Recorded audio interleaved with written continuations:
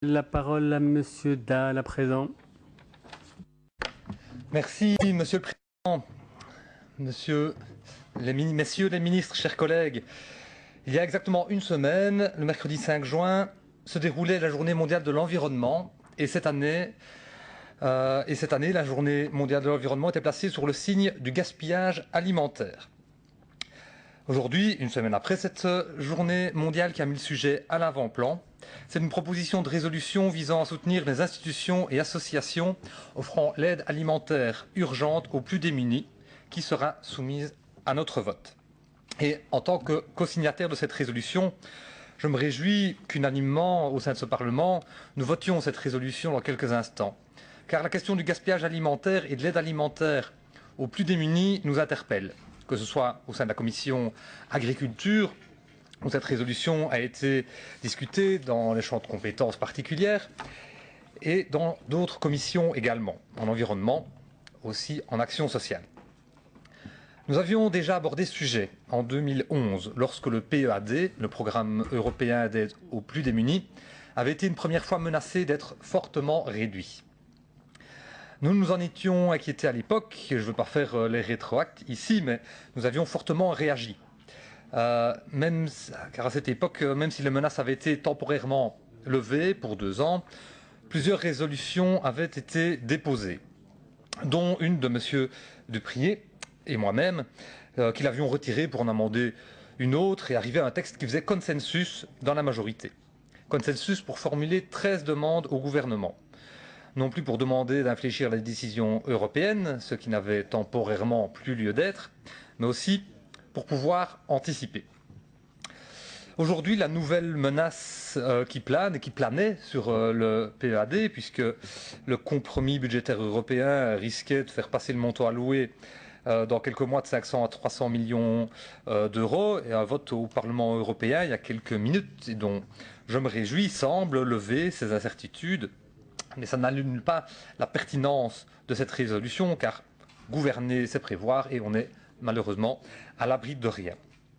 Aujourd'hui, c'est une résolution à 4 signatures, à 4 parties, qui est sur la table. Et par celle-ci, la Wallonie s'engage à maintenir la pérennité de l'approvisionnement des institutions et des associations qui assurent l'aide alimentaire urgente aux plus démunis, en cas de coup de frein européen, maintenant ou plus tard. Mais elle ne se contente pas de cela, puisqu'elle n'aborde pas que le volume d'aide, mais également sa quantité et son organisation.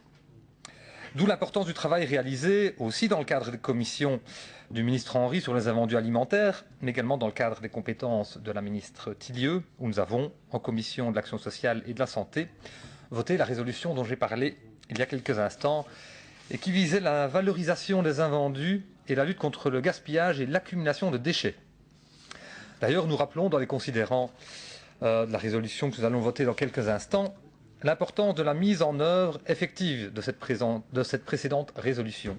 Puisqu'en effet, sur les 13 demandes formulées à l'époque, il nous en reste aujourd'hui 11 à traduire encore concrètement. Les 2 qui sont déjà réalisées sont l'activation du groupe de travail et la création au sein de l'administration d'une task force. 2 actions qui sont bien entendu le préalable à toute autre action concrète. Si les actions concernant le gaspillage alimentaire des commerces et des ménages sont importants, il faut constater que ces 2 axes d'action sont responsables de 28,6% du gaspillage total. Et pour être précis, 24% de gaspillage pour les ménages et 2,6% de gaspillage pour les commerces. L'industrie agroalimentaire, elle, est responsable de 64% du gaspillage alimentaire. Donc important, c'est près des 2/3. Au vu de ces chiffres, on peut juger de l'importance de la demande numéro 4 que l'on formule dans la résolution, qui est de développer des politiques agricoles visant à valoriser la production alimentaire qui ne correspond pas aux standards de consommation. Ce n'est pas parce que ces produits ne sont plus tout à fait bons, c'est parce qu'ils n'ont plus le look pour être vendus.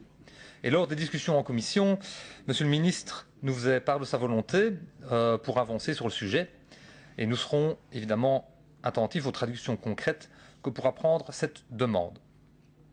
Enfin, la mise en place du système de stockage de produits agricoles permettant de maîtriser la volatilité des prix des denrées tout en garantissant un approvisionnement stable des banques alimentaires nous prémunirait des fluctuations de prix. C'est plus en volume de stock qu'en argent qu'il faut réfléchir ici.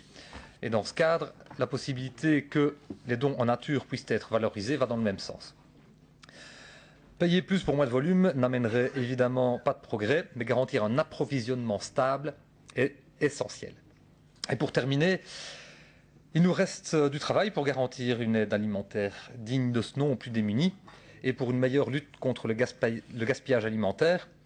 Mais cette résolution est un pas qu'il convient de réaliser et je suis heureux qu'il puisse se faire aujourd'hui à l'unanimité. Je vous remercie.